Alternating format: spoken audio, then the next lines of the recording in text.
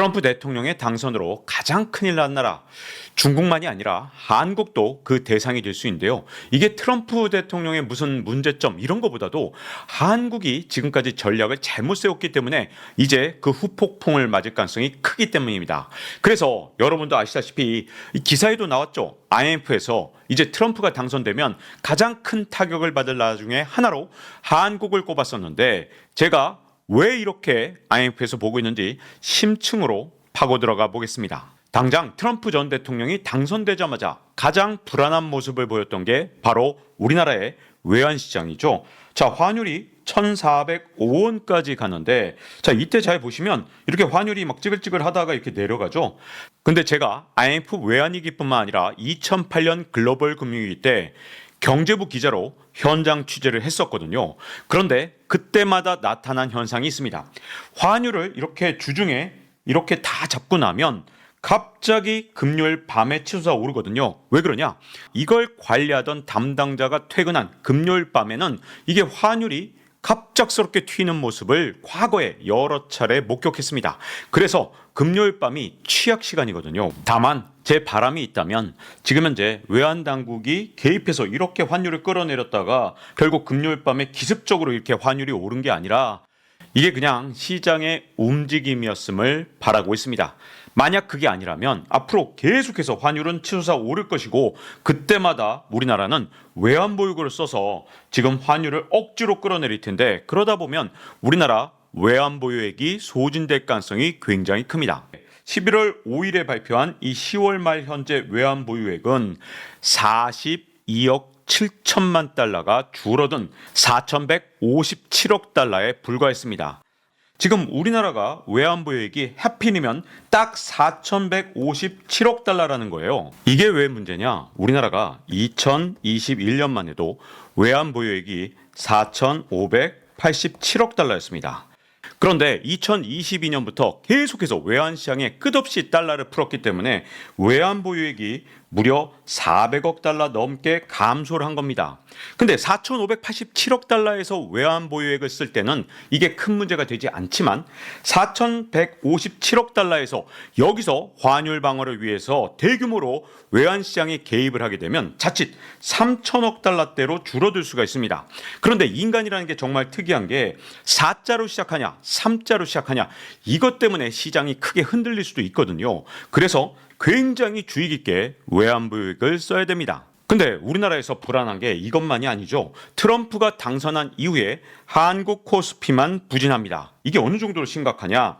자, 코스피 같은 경우는 최근 5일 동안 0.57% 오르는데 그쳤습니다. 근데 나스닥 종합지수 같은 경우는 5.86%가 올라서 우리나라보다 상승률이 무려 10배나 높았거든요. 근데 미국이야 뭐 새로운 대통령이 당선됐으니까 그럴 수 있다 치겠지만, 근데 여러분, 트럼프 대통령은 중국을 때리겠다고 계속 강조했던 그런 대통령이잖아요.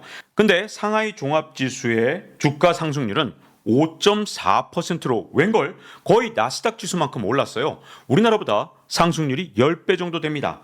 대만의 가권 지수도 2.6%나 올랐으니까 아니 왜 우리나라만 0.57%냐 이런 의문이 들 수밖에 없잖아요.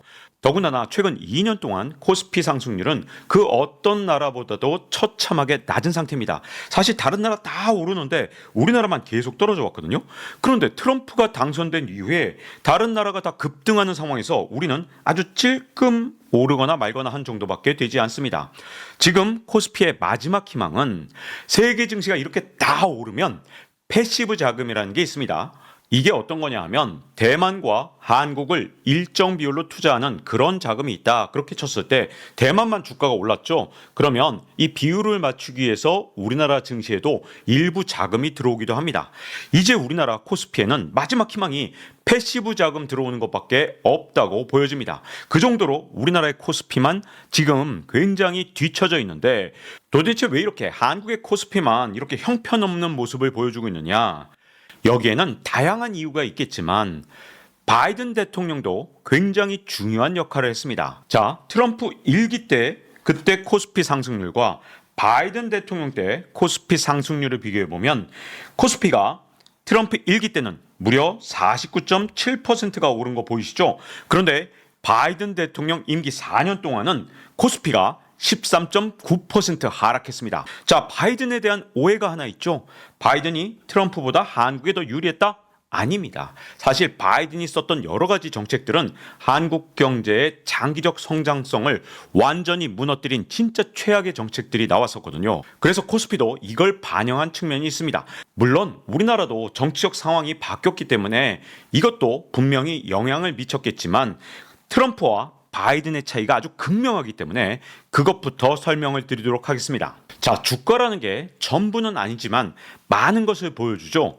주가가 이렇게까지 지지분이했던 바이든 대통령 임기 4년, 도대체 왜 이렇게 된 거냐? 트럼프는 이 관세 정책이 가장 큰 무기였죠. 그리고 트럼프는 중국에 대해서 아주 강력한 관세 전쟁을 펼쳤습니다. 그리고 중국을 세계에서 왕따시킨다는 디커플링 전략을 썼습니다. 이게 당장은 우리나라한테 대중국 수출을 줄였지만 대신 중국을 완전히 찍어 누르니까 우리나라 기업들의 실적은 오히려 올라가는 효과가 있었습니다. 그래서 득실이 물론 있었던 정책이지만 그걸 플러스 마이너스를 다 계산해 보면 트럼프 때는 득이 더 많았던 겁니다. 그러다 보니 코스피는 무려 50% 가까이 오를 수 있었던 거죠. 그런데 바이든 때는 도대체 뭐가 바뀐 걸까요?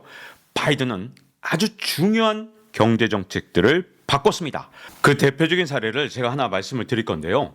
자, 여러분들 혹시 기억하실지 모르겠습니다만 인텔의 중국 낸드 플래시 공장을 우리 한국 기업이 산 적이 있습니다. 2021년 3월에 인텔 매각에 대해서 이 미 정부의 최종 승인이 났거든요. 인텔이 중국에 세운 이 반도체 낸드 플래시 공장입니다. 그런데 2022년 10월부터 미국 정부가 중국 낸드 생산에 대해서 아주 강력한 규제를 하기 시작했습니다. 다만 한국 기업에 예외 조치를 부여하긴 했지만 여러분, 미국 정부에서 이렇게 강력한 규제를 하는데 중국에 있는 낸드 플래시 공장 이 기술을 업그레이드하는 거 이건 진짜 어렵거든요. 그러니까 지금 현재 생산하고 있던 옛날 기술로 계속해서 이 공장을 가동할 수밖에 없기 때문에 사실상 이 인텔의 중국 공장을 인수한 우리나라 기업은 큰 손해를 본 셈이 됐습니다. 아니 근데 이거 정말 봉이 김선달도 아니고 이거 정말 너무한 거 아닙니까? 인텔이 우리나라 기업한테 공장을 무려 90억 달러에 팔아먹고 나서 그 뒤에 미국 정부가 이 낸드 플래시 공장의 시설을 업그레이드하는 걸 전부 다 규제를 해버렸단 말이에요. 미국 정부의 강력한 규제 때문에 이 공장을 제대로 활용하지 못하고 있는 겁니다. 이건 바이든의 정책이 항구적 치명타를 준 하나의 예일 뿐이고 정말 많은 정책이 중국을 견제하겠다 그러면서 사실은 동맹인 우리 대한민국이나 대만, 독일을 견제하는 정책들이 정말 많았습니다. 자, 그래서 두 번째 이유가 어디에 있느냐? 저는 이걸 바이든의 한국 공장 납치 사건이라고 부르는데요. 자, 2021년 바이든 정부가 출범한 이후에 2년 동안 한국 기업이 미국에 무려 555억 달러, 우리 돈으로 71조 원을 투자했다라고 누가 말했냐? 미국의 백악관이 이걸 자랑스럽게 얘기했습니다. 미국 입장에서는 굉장히 잘한 거죠. 왜냐? 이렇게 71조 원 규모의 투자를 한국으로부터 유치해서 미국에 막대한 일자리를 창출했으니 바이든 입장에서 자랑할 만도 할 겁니다. 그런데 나머지 후반 2년까지는 아직 통계가 안 나와 있지만 아마도 4년 전체에 걸쳐서 적어도 120조 원 규모의 투자가 미국에 이루어졌을 가능성이 큽니다. 후반 2년에 더 많은 공장들을 짓기 시작했으니까 120조 원보다도 높을 수 있지만 우리가 보수적으로 일단 120조 원으로 보겠습니다. 자, 이렇게 미국의 공장을 많이 지으니까 어떤 일이 생겼냐? 미국 내 외국 기업 중에서 미국 일자리 창출 1위를 달성한 나라가 어떤 나라냐? 바로 우리 한국입니다. 우리 대한민국이 우리보다 경제 규모가 훨씬 더 큰 일본, 독일, 중국을 다 제치고 당당하게 1등을 차지한 겁니다. 미국에 많은 일자리를 만들어준 건데 자, 120조 원이 얼마나 큰 규모의 투자냐? 여러분, 광주 글로벌 모터스 캐스퍼를 만드는 생산 공장이죠. 이 투자 규모가 5,754억 원입니다. 캐스퍼는 2023년 10월에 누적 생산 대수 10만 대를 돌파했으니까 지금 10만 대보다 훨씬 더 많은 자동차를 생산했을 겁니다. 그런데 120조 원이면 이 광주 공장 200개를 지을 돈입니다. 그런데 이 광주 공장은 앞으로 최대 고용을 1,000명까지 늘릴 생각이거든요. 그런데 광주 공장 200개를 지을 돈으로 미국에 투자를 해줬다. 그러면 우리나라에서 고용을 했다 그러면 20만 명까지도 가능한 그런 정도로 엄청난 규모의 투자라고 할 수 있죠. 제가 보수적으로 계산해서 120조 원 투자 규모로 직접 고용 12만 명. 와, 이것도 어마어마하죠. 근데 이게 다가 아니죠. 자, 이렇게 자동차 완성차 공장이 가면 부품 공장까지 다 따라갑니다. 이번에 미국에 우리나라가 투자할 때 이 관련 회사들이 다 같이 들어갔습니다. 그러니 부품 공장까지 다 생각을 한다면 적어도 미국에 30만 명이 넘는 고용 창출 효과를 가져온 게 아니냐, 이렇게 우리가 볼 수 있죠. 이게 얼마나 우리나라한테 치명적이고 뼈아픈 얘기냐. 인구 30만 혹은 100만 명이 넘는 도시 하나를 통째로 미국으로 이전한 셈입니다. 왜냐, 바이든이 칩스법이나 IRA나 온갖 방법으로 우리나라 공장을 사실상 납치해갔기 때문입니다. 자, 그동안 바이든이 내세웠던 법들은 지금까지 시장 원리에 완전히 위배되는 그런 법안들입니다. 예를 들어서 칩스법, 이거 중국이나 하던 거죠. 보조금 왕창 주고 하던 거. 더욱더 말이 안 되는 법안은 IRA 법안이죠. 지금 트럼프가 IRA를 철폐하냐 마냐 이거 갖고 말이 많은데, 여러분, 이 IRA 법안은 진짜 반시장적인 법안입니다. 원산지 따져가면서 한국산 안 된다는 거 아니에요. 한국산한테 보조금 안 준다? 이건 사실상 한미 FTA를 완벽하게 위반한 겁니다. 그것만이 아니고요. 우리나라에서는 잘 보도가 안 됐던 바이오 제조 이니셔티브, 이것도 우리나라의 수많은 제약산업의 태동을 막겠다는 진짜 위험한 법안이거든요. 자, 이런 법안이 나왔을 때 사실은 우리 정부가 강력하게 항의를 했어야 됩니다. 왜? 한미 FTA를 정면으로 위반하는 그런 법안들이거든요. 그런데 바이든은 이 법안으로 과연 어떤 일을 했느냐? 우리나라의 가장 기술력 좋고 가장 뛰어난 기업을 포 떠내듯이 떠내서 몽땅 다 미국으로 옮기도록 했습니다. 미국에 옮긴 주요 생산 설비, 정말 대한민국 대기업들, 진짜 자랑스러운 이 대기업들 적어도 20개가 넘는 생산 설비가 바이든 때 옮겨갔습니다. 너무나도 아까운 거죠. 100만 명까지도 부양할 수 있는 이 엄청난 규모의 생산 설비가 이 바이든 때 계속해서 우리나라에서 빨려 나간 겁니다. 그런데 한국 정부는 미국에 항의를 하기는커녕 이게 대통령 순방의 치적이라고 오인을 한 것 같습니다. 여기에 한국 언론도 적극 동조를 했죠. 이에 비해서 대만은 TSMC가 미국에 공장을 지을 때마다 진짜 적극적으로 반대했습니다. 대만 언론은 TSMC 공장이 미국으로 빠져나가면 대만 청년들의 일자리는 어떻게 되겠느냐? 대만 정부는 뭐 하느냐? 여기다가 TSMC의 첨단 공장이 자꾸 미국으로 옮겨가게 되면 미국이 대만을 더 이상 지켜주지 않을 것이다. 대만의 안보는 TSMC 공장이 가장 중요한 역할을 하고 있는데 더 이상 TSMC 공장을 미국에 빼앗겨서는 안 된다. 이런 사설들이 대만 언론에서 쏟아져 나왔습니다. 이게 대만과 한국의 차이점이었습니다. 근데 여기서 잠깐 제가 좀 더 부연 설명을 할 게 있는데요. 제가 이렇게 미국에 공장을 짓는 거 여기에 대해서 약간 비판적 시각으로 말하니까 댓글에서 너 우리나라 기업이 중국으로 다 빠져나갈 때 너 입 다물고 있다가 왜 이제 와서 미국으로 공장 옮겨가는 걸 비판하느냐, 이렇게 비판하시는데요.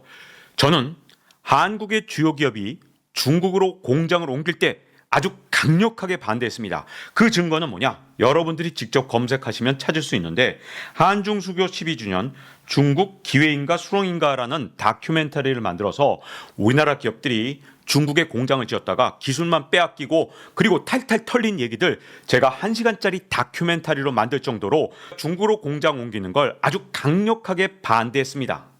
근데 문제가 하나 있습니다. 미국에 투자한 한국과 대만, 독일 기업, 일본 기업들이 다 지금 어려움을 겪고 있는데요. 그 이유가 뭐냐? 미국 물가가 우리 한국이나 아니면 대만이나 일본보다 훨씬 많이 뛰었습니다. 그래서 지금 당장 공장을 가동할 때 비용이 아주 크게 올랐거든요. 그리고 과도한 인건비도 정말 문제인데 초임 기준 TSMC의 엔지니어는 대만에서 7천만 원이면 고용을 할 수 있습니다. 근데 미국 공장에서는 1억 5천만 원에 고용하거든요. 여러분, 이거 제가 대만으로 얘기했지만 우리나라 기업들도 똑같은 상황입니다. 더군다나 이 바이든 정부가 뭐 칩스법이나 이런 거 통해서 우리나라 공장들을 납치한 다음에 어떤 짓을 했느냐? 과도한 직원 복지 혜택을 요구했습니다. 진짜 너무너무 과도한데 여러분 보세요. 공장 직원뿐만 아니라 미국의 건설 노동자한테도 보육 서비스를 제공해라. 이렇게 강요를 했습니다. 이뿐만 아니라 그 지역에서 미국인들을 상대로 반도체 인력을 직접 니들 돈으로 육성해라. 아니 이거 진짜 칩스법으로 돈 받아봤자 소용없는 거 아닐까요? 여기다가 그 지역에 사회공헌을 해라. 이런 요구들을 진짜 과도하게 했습니다. 미국 노조가 진짜 무시무시한데요. 대표적인 사례가 뭐냐? 자, TSMC에서 공장을 24년 말에 가동하려고 했는데 근데 미국인들을 아무리 교육을 해도 이 미국 사람들이 반도체 만드는 방법을 배우지를 못하는 거예요. 미국 사람들이 제조에 진짜 약하잖아요. 그래서 TSMC가 진짜 참다 못해서 딱 500명만 데리고오겠다. 자, 미국에 우리가 10,000명, 20,000명 고용해 줬으니까 TSMC 본사 직원 500명을 데리고 와서 우리가 고용한 미국인들을 교육할 수 있도록 비자를 내달라라고 했더니 미국의 노조가 연방정부한테 강력하게 요구를 했습니다. 500명도 안 된다. 이거 진짜 너무한 거 아닙니까? 미국의 TSMC 직원들이 반도체 공장을 돌리는 방법을 아무리 교육해도 배우질 못하니까 TSMC 공장 직원들 500명만 입국시켜서 교육 좀 시키겠다는데 미국 노조가 500개 일자리가 사라진다. 그러면서 아주 강력하게 반발하니까 연방정부가 어떻게 했느냐. 이들의 비자를 차일피일 미루면서 계속 안 내줬어요. 그랬더니 무슨 일이 생겼냐. TSMC 애리조나 공장 이 완공을 24년 초에 다 했는데 이 가동을 24년에서 25년 말로 연기했습니다. 그러니 TSMC 입장에서는 속이 타는 거죠. 그래서 TSMC는 2026년에 가동하려던 2차 공장을 2028년으로 뒤로 미뤘습니다. 그러면 우리나라 기업은 안 그럴까요? 미국에 투자한 현재 우리나라 기업, 대만 기업, 일본 기업, 독일 기업이 다 똑같은 어려움을 겪고 있습니다. 그야말로 바이든이 파놓은 함정에 빠졌다고 볼 수 있는 거죠. 자, 그러면 여러분들이 이제 이해가 가실 겁니다. 트럼프 1기 때 코스피 상승률은 49.7%. 그런데 바이든 때는 13.9%. 우리는 이렇게 코스피가 망가졌는데 바이든은 웃고 있었겠죠? 왜? 우리나라에 무려 30만에서 100만 명 정도를 부양할 수 있는 도시 하나를 빼온 셈이니까 얼마나 기분이 좋았겠습니까? 자, 그러면 트럼프가 됐으니까 칩스법, IRA법 폐지한다 그러면 이 문제가 다 끝나는 거냐? 그렇지 않죠. 왜냐? 바이든 때문에 지금 현재 우리가 칩스법, IRA법 믿고 미국에 왕창 투자를 해서 거의 20개가 넘는 대형 생산 설비, 그것도 첨단 설비를 지난 4년 동안 건설했는데 이제 와서 이 법안들을 철폐하면 미국에 투자한 우리나라 기업들은 더욱더 큰 어려움에 빠질 수밖에 없습니다. 그리고 또 하나 문제가 있습니다. 트럼프는 1기 때 그래도 중국을 상대로 무역 전쟁을 했죠. 그래서 우리가 간접적으로 대중 수출에 영향을 받았을지 몰라도 그래도 트럼프는 직접적으로 30만, 100만 도시를 부양할 공장을 몽땅 납치하는 그런 행위를 하진 않았습니다. 그런데 트럼프 2기 때 트럼프는 과연 어떻게 할까요? 1기 때 썼던 그런 관세 정책만 쓸까요? 아닙니다. 그럴 리가 없습니다. 왜냐? 바이든의 정책에서 엄청난 힌트를 받았겠죠. 왜? 우방의 공장을 뺏을 생각까지는 트럼프는 미처 못했는데 이제 바이든의 정책을 보고서 아이디어가 생긴 겁니다. 더군다나 바이든이 이렇게 우방의 공장을 뺏어오면 우방 국가들이 반발할 줄 알았는데 웬걸 야 공장 수출한다 이렇게 순진하게 생각하면서 이거에 대해서 거의 반발하지 않았거든요. 그래서 트럼프가 집권하면 칩스법, IRA법은 폐지할지 혹은 유지할지 모르겠습니다만 더 무서운 법을 신설해서 생산 설비 납치를 더욱더 가속화할 가능성이 큽니다. 자, 근데 문제는 미국으로 계속해서 이전할 경우에 한국 기업들의 채산성은 악화될 수밖에 없습니다. 왜냐?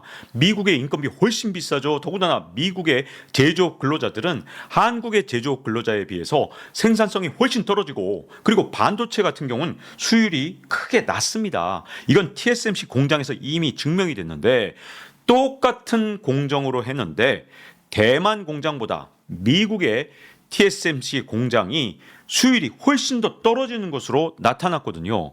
이건 미국 제조업 근로자들의 아주 본질적인 문제이기 때문에 생산 비용이 미국으로 이전하게 되면 훨씬 더 크게 올라가서 우리 기업들의 채산성이 악화되고 주가에도 악영향을 줄 수밖에 없습니다. 자, 이제 여기까지 설명을 들으셨다면 트럼프 당선 이후에 한국 증시만 헤매는 이유에 대해서 짐작이 가능할 겁니다. 자, 미국으로 이전한 공장의 채산성 악화 우려 때문에 주가가 떨어진 것도 있고요.